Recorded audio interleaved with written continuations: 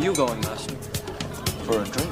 Sorry about the mess. You will never find a more wretched hive of scum and villainy. We must be cautious.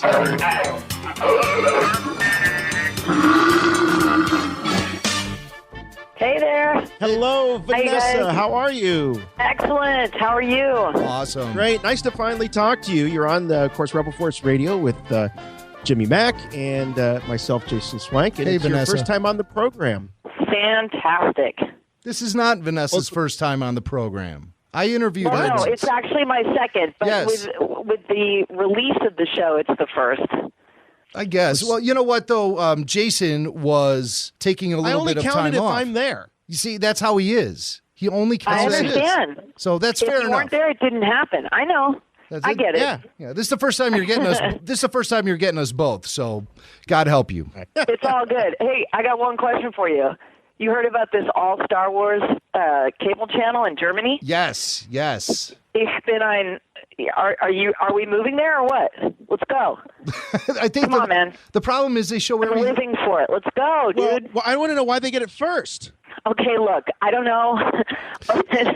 I've never burned with a desire for Wiener Schnitzel in my life. Like, I read that and I thought, well, sure, why not? I don't speak any German, but I'll make it work. Can you imagine 24/7 Star Wars channel? What? Yeah, we have to do that here. And they're not just showing the films, though. They're also adding in documentaries and things of that Oh, nature. God. Sorry. It's hard to focus. I've been on the internet looking for plane tickets. But anyway, I'm totally digressing. Sorry. Well, you sure sound like... Here we are. Vanessa, here we are. And it's, like I said, it's great to have you on the program. And, of course, talking to Hera Syndulla. And it's now... How many episodes are you counting that have actually aired? We've been wondering about that. Is the premiere film the 2-episode combo? Well, is that considered as far as I episode know, 1? The premiere, we had the shorts that were released. Right. Then we had the premiere movie, and then I believe the first and second episode after the film have aired, but they could be seen as the second and third. If I'm misspeaking, forgive me. Oh, But that's not confusing at all. No, not at all. Because after Spark aired, which was the almost like a 2-episode movie, I guess, then began, the show, quote unquote, premiered. I have confused my father to no end whatsoever. He's like, wait, pal, let me get this straight. When does it start? So you're not alone. The good news is it's happening. It's totally happening. And we've actually seen quite a bit of Hera. And as we've been discussing her character, we keep coming back saying that she's kind of the mom of the group. Is that fair to say? Yes, that is totally fair to say. She is a mother figure. I mean, she owns the Ghost, the main ship, and she has sort of collected this motley crew to come together, each one chosen for their particular talent that they bring to the party. And I think, obviously, Hera and Sabine are much younger, so, that's it's easy to see how she would be a nurturing mother figure. But to the extent that Kanan doubts himself as a Jedi, I think she helps to inspire and guide him in a very nurturing way, if you will. And in that sense, she's sort of like a mom figure to him. And Zeb's like always the sort of misbehaving clown of the group. I love Zeb. And, when I get mad at him, I call him by his full name. Who does that? Your mom. Right. Totally. So, right. There you have it. I was talking to Freddie, and to take this one step further, I refer to Kanan as the leader of the group, and he was quick to correct me and say, no, you don't understand. Hera is actually the glue that keeps it all together. She's the one keeping the crew together. And he went on for a few minutes about how Hera actually is the leader of the group. Well, to the extent that she has more knowledge about the formation of the Rebel Alliance that she has yet to reveal to them completely. Because they're all bereft and their lives have been torn apart by the Empire, they have come together, and they're sort of blindly following her towards an end goal, their ultimate mission. Obviously, along the way, they help those in need, and they're fighting the Empire. But I think she possesses more information than they do, and in that sense must guide them.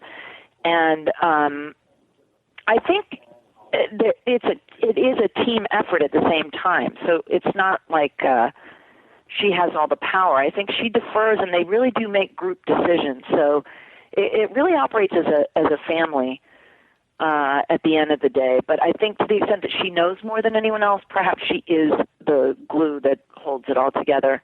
She has not just the glue, I think but she has a reverence for him as a Jedi, though, I will say. Yeah. In addition to the glue, she's also the sort of the main recruiter, is she not? Yes, she is. Mm-hmm. She was really the one that was pushing Kanan to sort of adopt Ezra, or the group to adopt Ezra. Off screen, we understand that it was really Hera that convinced Kanan to take on the fight against the Empire. So it seems as though really, to Freddie's point, you kind of are the architect. Yeah, pretty much. You think the crew would kill each other if you weren't around? They might get a little snippy, you know? They might get a little crunchy here and there. Crunchy. That's the cool thing about Hera, is that she can tease out parts of themselves that they actually didn't even know they had, to sort of keep them on point. When they're seduced by petty things, resentments, fear, you know, things that we deal with on a daily basis, she is there to encourage them to transcend those things for the greater good. And so I wish she could follow me around and help me do all day too. Yeah. Could we all be so lucky? Hey, but you know what everyone's talking about is we've been teased. We've been teased a little bit with some romantic tension between Kanan and Hera. Well, you know, it's interesting. I really think if you...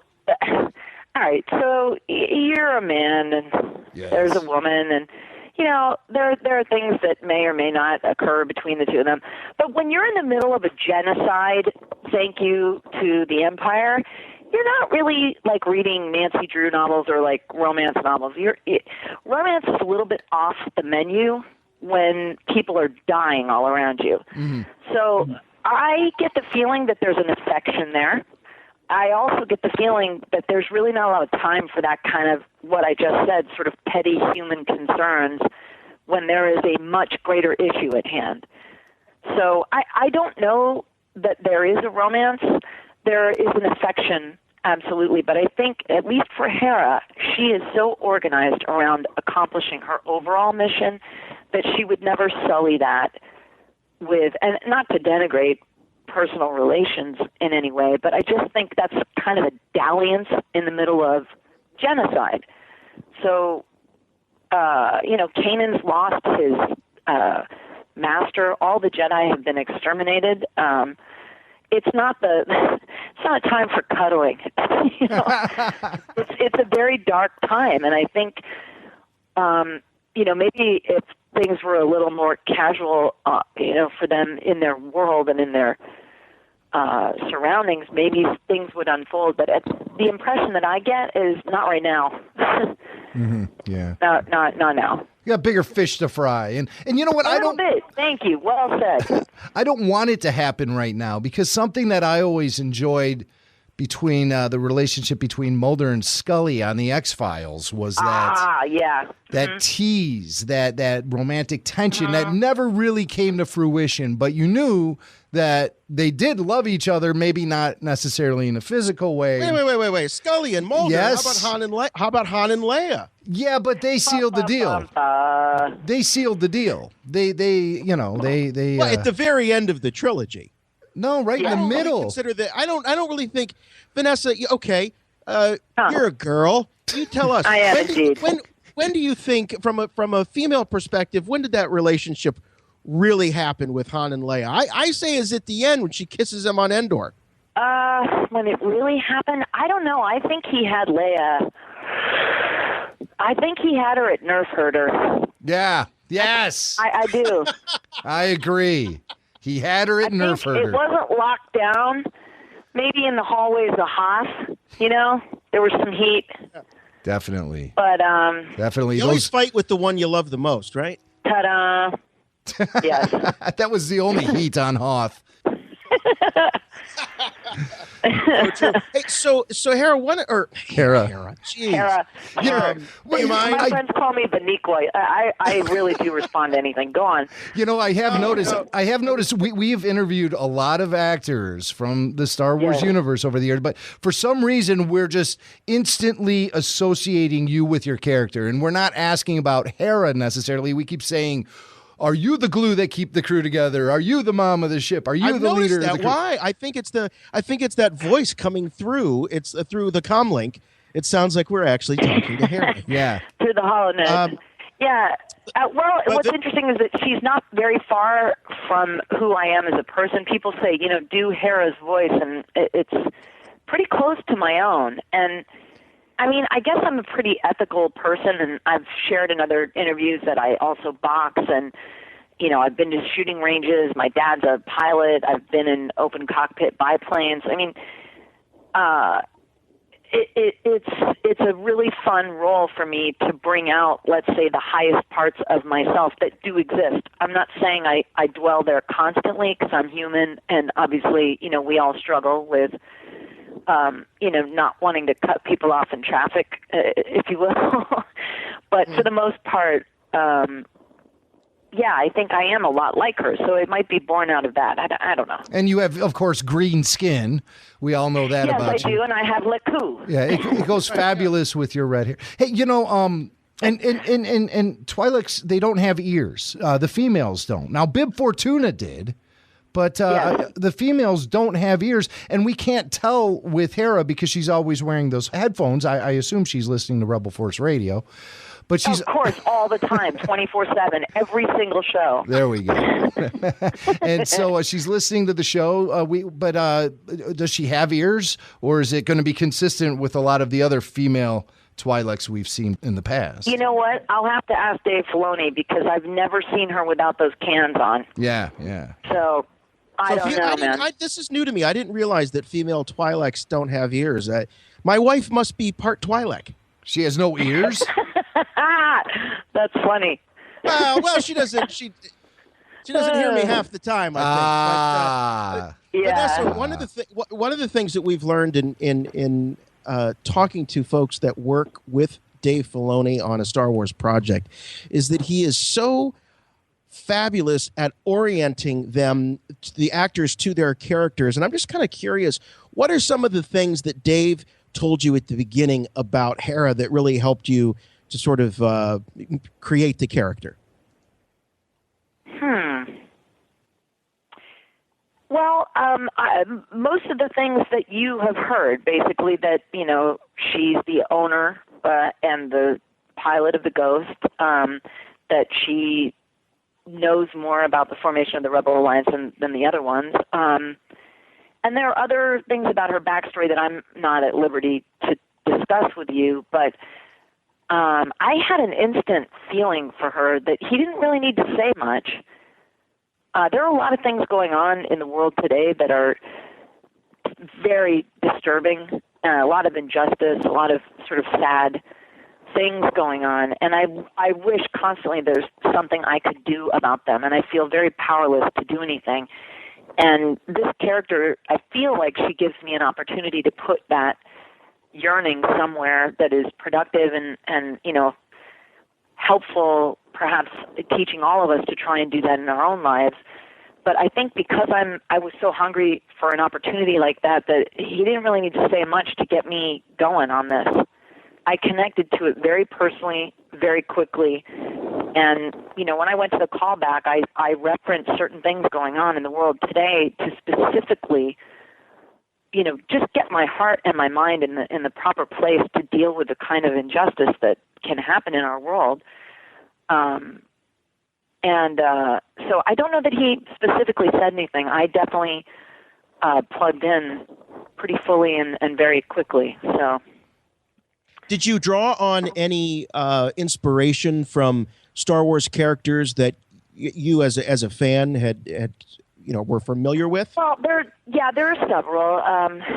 With regard to her race, Hera Sakura, Hera Syndulla, not Orn Frita. Sorry. Poor A few Orn. hundred That pounds kinda less. What's that? I said a few hundred pounds less, perhaps. Yeah, ish. But I would think of the piloting skills of Han and the wit and the whimsy and the class of Princess Leia. And I would draw on sort of elements of their personality. They both have very different ways of getting things done. I mean, obviously Han is organized around money and, getting that boba off his back. And, Hera is not about money. Hera's about actually helping and protecting people.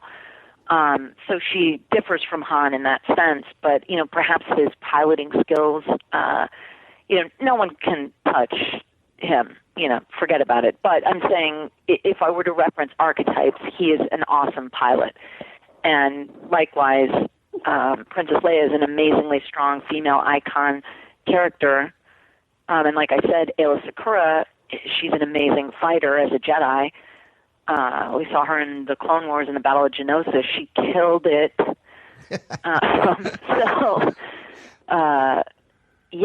There really are a lot of very strong female characters. I mean, there are a bunch even in like Aura Singh or Bo-Katan. I mean, I could go on and on, dude. Yeah, we could tell. I could really tell. So let's get a little down and dirty here, because you and me, we're from the same era. We both grew up in the 70s. We remember what it was like seeing Star Wars in the theater for the first time. Tell us a little bit about what it was like for you growing up in the original Star Wars generation during that first run. Well, I've said before, and I'm sorry if it's redundant, but I was in Colorado for the summer. My parents sort of deposited me there. They were living in Los Angeles, and I would hang out with my cousins. And my aunt took us to see the space opera, and I thought, oh, great. Can I get popcorn? Because whatever. And I sat there, and literally from that first sound of the music and the galaxy and the scrolling text and then the Imperial forget it.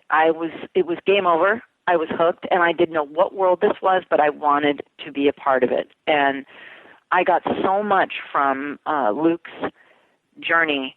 When Obi-Wan brings him the lightsaber and he's sort of given that hero's choice. I mean, we all have the capacity to tell ourselves a different story. I mean, originally Luke's like, no, I have to work on the farm. What am I going to do? What can I do? Or, sorry to make him sound like the catalytic converters or whatever the hell. Just like him. It's exactly. But he steps up into greatness.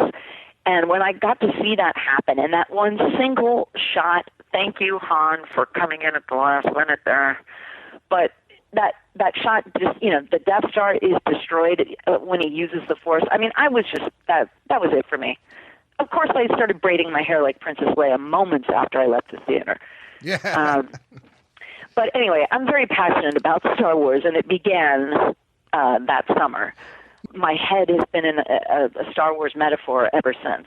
You specifically mentioned that moment where Han comes in, saves the day, blasts away the TIE fighters, and Luke can go in there and seal the deal, blow up the Death Star. And now, here we are, you're playing a character who will often find herself in a similar situation where she'll have to come racing in like the cavalry.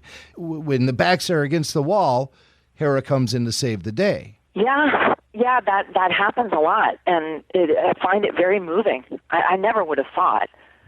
I really never would have thought. I mean, I can't tell you how many letters I've written to my aunt since this whole thing has happened, just thanking her for taking me to something that I never knew would come full circle and, be something that I could actually fully immerse myself in a way that I've been a Star Wars fan by myself.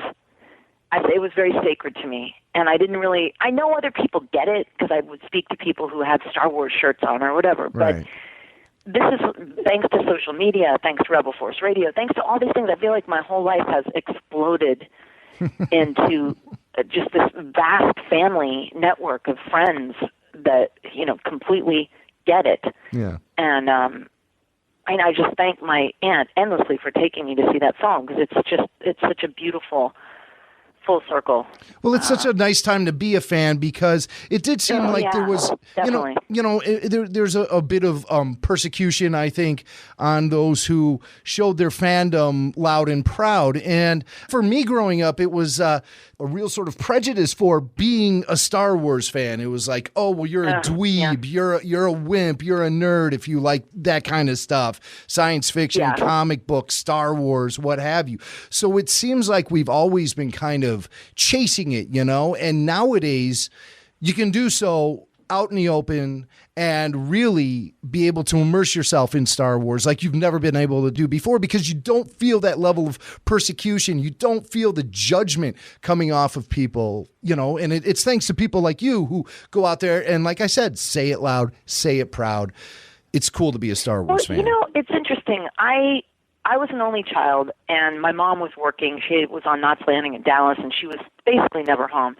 And I grew up going to football games with my dad. I wanted to be a quarterback. I loved boxing, hockey. I mean, I'm practically a dude.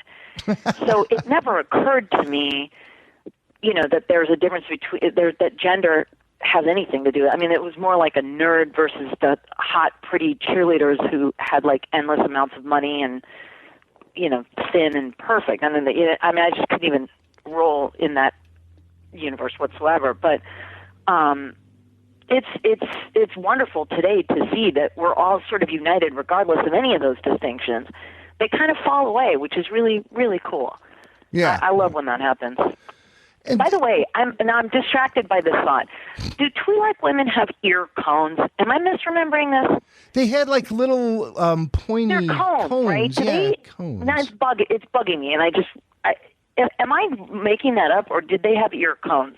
Well, I don't know if they've actually, been biologically defined. In later iterations. I don't know if that's actually been biologically defined as an ear. I don't know if they actually hear with those little cones. Ah, okay. All right. But who anyway, moving on. But who am I to say? I failed Twi'lek physiology, whatever, in college. Well, in my research, I never really worried about her ears. Yeah, well, but, this. Anyway, yes, but it is wonderful to wear the fandom loud and proud, and I certainly, I do talk to a lot of people, not only on social media, but just about the Earth. And particularly if they have, I chased a dude down in traffic the other day because he had a boba on the back of his car. Because I've got Rebel Alliance on the back of mine. And I was like, yeah, you're a mercenary, dude. There's still time. Come over. Wow. See, your fandom even will not prohibit you from playing in traffic. No, dude, you know what I'm saying? I don't know who I think I am, because I'm certainly not driving the Ghost. This is Los Angeles. Some people are not well. And I'm chasing down going, Boba! Yeah, you better be careful. Probably unwise. But anyway, yes, that might be taking the loud and proud thing. That might be crossing some kind of line. But he seemed to enjoy it. Well, God, I'm sure. You come running up to my car. He had no idea that it was Hera who's high-fiving it. And also, what about episode 7? What's your excitement level for that? Do you follow spoilers in the leaked pictures and stuff? No. Look, I've heard dribbles and drabs here and there. I want to come to that completely tabula rasa. I want to be clear of any preconceived notions. I've heard things. I won't say them in case they would be spoilers for other people. I don't care if they're true. I don't know. Some of them are very exciting to me. Again, I won't speak to them specifically because I don't want to ruin it for people who haven't seen these things. But they don't tell me anything having anything to do with Star Wars on the job. I don't get any information that way, and I also wouldn't want any so that I could fully experience it, Yeah, just go in there spoiler free. Yeah, it sucked. Before Empire, someone screamed, Darth Vader is his dad, dude. Oh, no. You were in one of those... But here's the thing, I thought that was so preposterous. That should be like shouting fire in a crowded theater. That's a criminal offense. Yeah, that guy, I know, he should have been prosecuted, but I thought it was the dumbest thing I'd ever heard. I was like, yeah, right. Yeah, sure. That'll happen. Luckily, I thought the guy was lying. So when it did happen, I was still. Then I wanted to go back and punch that guy. But it's such an unexpected plot twist that when someone suggested, I didn't believe it because it was so preposterous. So, Anyway. so Vanessa, we know that the production schedule on, or at least we think we know that the production schedule on Rebels is not quite as long tail as it was on Clone Wars. These episodes are made a little bit faster. Where are you? You don't have to give me any spoilers or details, not that you would, but where are you in terms of production? Are you still recording anything for season 1? Have you moved on to season 2? Are you on hiatus? Where are you right now? I wish I could tell you, but I've been instructed not to. I guess come on, it's us. No, it's not. It's universal. It's all the way across the board. It's no one anywhere wants us to discuss where we're at. First of all, 'cause it doesn't matter. Fair enough. Really. Yeah, But, it doesn't matter. Yeah, I really take that NDA stuff pretty darn seriously. Yeah. Okay. I mean, how much time? Let me. Anyway. Can you talk about how much time you get? A script, but that you have time to prepare, or is it really you get into the studio, Dave orients you to what's going on in the episode, and boom, you go? There's usually a couple days prior. Sometimes it's a week prior, and sometimes if there are rewrites, it's the night before. I usually, if it's the 3-day window, I usually print it out. I highlight my lines, but then I go back and read every single thing and sort of see it in my mind's eye. Then I'll go back and say the lines so that they fall trippingly off the tongue.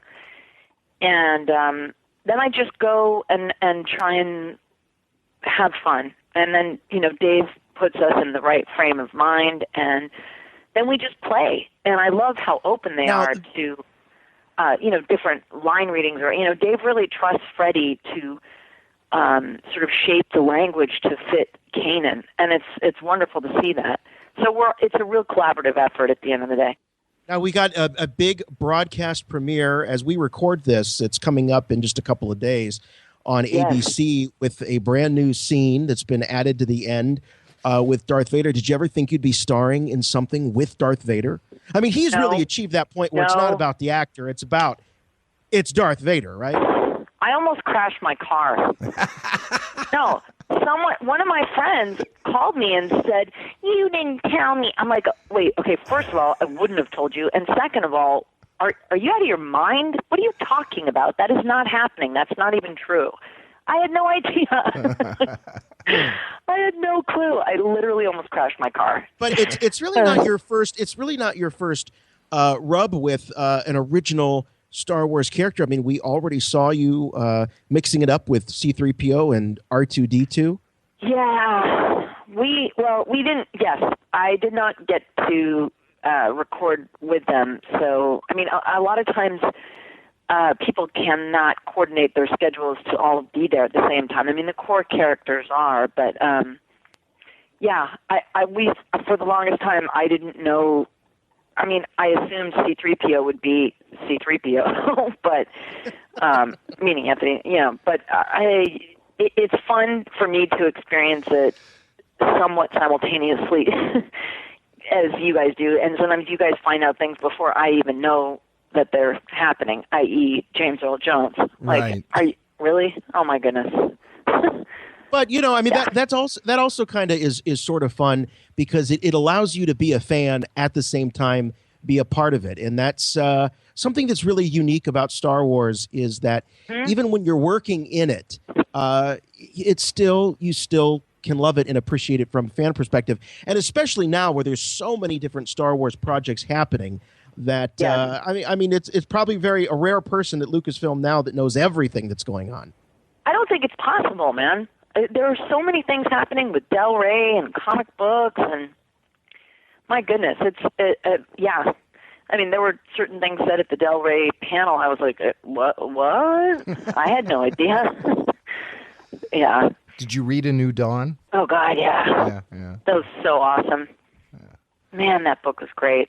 You are a Star Wars fan. There's no question about it. You are a Star Wars fan. I'm a nerd. Wow. I'm a bionic nerd. Bionic. Well, we have a little thing here that we like to throw at our guests. It's our Yoda questionnaire. These are Star Wars questions prepared by Yoda himself on the planet Dagobah. James Arnold Taylor is fond of calling this Inside the Akbar Studio. And it's like that. Oh my God, that's awesome. It's like that. It's like Inside the Actor Studio. So it's just a rapid fire series of quick, easy questions here. We want to get the first thing that pops into your mind as you consult on your passion as a Star Wars fan. So are you ready for the first question of the Yoda questionnaire, Vanessa Marshall? Absolutely. Go for it. All right, here we go.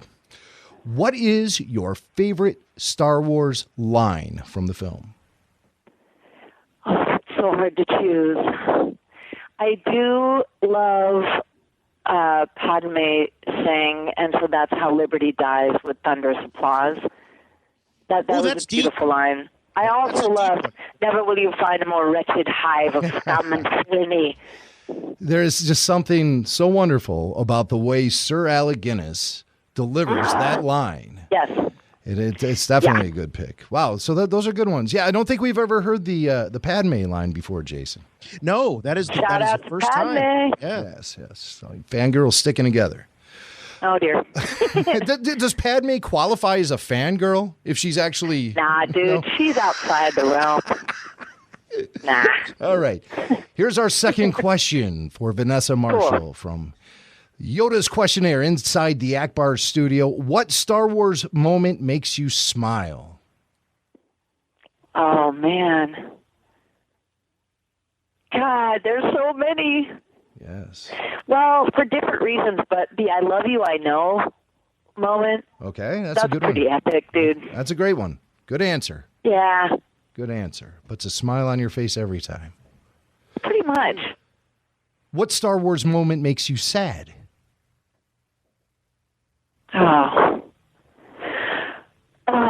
When Ahsoka leaves in the Clone Wars. Oh, now see, this is interesting because I don't think we've ever had really many Clone Wars answers before. Mostly people always stick to the films. That sliced me right open. Yeah, to this day, when I think of it, I can't control. That was a heavy moment. Well, that's a good answer. Oh my God, it was so brilliantly done, man. Couple of big prequel moments I'm hearing, Jim. Yeah. Well, that was a Clone Wars moment right there. So yeah, Clone Wars. Pretty happy about that. Between 2 and 3. Pretty happy about that. Right. Okay, so who is your favorite Star Wars character? And you cannot say Hera. No. Well, see, I have to. It's so hard to choose. Well, maybe 3. I love Chewie. I've said this before because Chewie was my first action figure. You know what I mean? Mm-hmm. I love me some Chewie. Mm-hmm. But how can you not love Princess Leia? And I'm sorry, dude. Boba Fett? Come on, man. I don't know. It's like a 3-parter. But I'd have to go with Chewie for my sentimental reasons of, my first figure. Got it. Not on card, but still. Do you have Go ahead, Jay. Oh, I'm sorry. I was just going to say I never quite got the Boba Fett thing. I mean, as a big Star Wars fan, I never got it. I've never heard you say this before. What do you mean? I don't see the appeal. What do you mean you don't see the appeal? You don't see the appeal of Boba Fett? God. What the hell are you talking about? Literally, dude, I have 40 Boba Fetts by my bed. I know, but I'm just calling it like, I see it. I just don't see it, but I know a lot of people do. So who am I to question? So there are no wrong answers with the Yoda questionnaire. Well, listen, I can understand. He's neither of the sort of Sith or the Jedi. That he's sort of down the middle. He's very mercurial, and I find that fascinating. And he's cool. He's quiet. He's mysterious. And he has the coolest look. He's got the jetpack. Really? He's got the badass helmet. He's got all the hidden gadgets on it. How could you not understand the appeal? Now, Jason, I could understand you saying you understand he's not your favorite character and, you don't put him up on a pedestal or anything. But how could you say you do not understand his appeal? Vanessa's the one being interviewed here, not me. I was ready to ask the next question, and you jumped in. All right. With this, I'm sorry I keep giving you 2 and 3 part answers. My bad. Go on. Not at all. All right. I'm writing this down, There's so though. much to love. Come on, dude. I'm writing this down for later reference, though. Jason does not dear. see the appeal in Boba Fett. Today's date is... okay. Back to Vanessa Marshall. Yes, sir. Vanessa, do you have a least favorite Star Wars character? Who is your least favorite Star Wars character? Least favorite Star Wars character. Jabba kind of grosses me out. Yeah, he lacks a lot in the hygiene department, no question about that. A little bit. Mm-hmm. Yeah.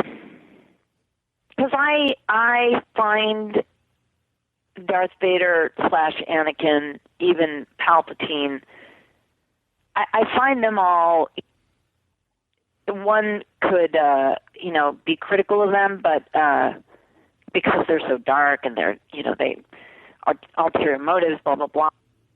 I think I have a call coming in his line, sorry. Yeah, but Jabba is just pretty gross. And, Leia's in the bikini. Come on, dude, really? That's just kind of lecherous and gross. Yeah. Plus, he made Twi'leks dance for him. Come on, man. That's We're true. more than dancers. What? Well, you have some very legitimate reasons here. Yes. Mm-hmm.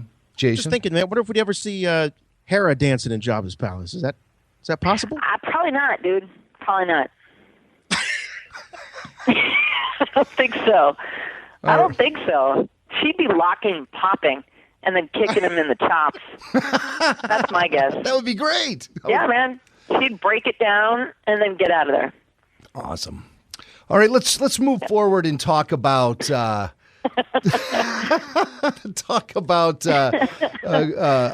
to work. What job, what occupation would you like to have in the Star Wars universe? Oh, my goodness. That's interesting. Well, it doesn't suck to be a pilot. Which Hera pretty much is. But what job? Ooh, I wouldn't really want to work for the Empire. Maybe I could help Bail Organa out. Maybe he needs some assistance. And we know how that works out.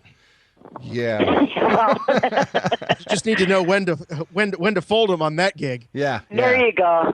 Yeah, know when to hold them and when to fold them. No, I don't know. Maybe in the library in Coruscant. I don't know. I'd pretty much, dude. I'd be happy anywhere in the Star Wars universe. Just please, not working for the Empire. Okay. Thanks. Or Jabba's dancing girl. Yeah, no. Yeah, that's not a gig for me. Right. I might be a little bitter. All right. So I will not email you these job applications for the Death Star. Very good. Yeah.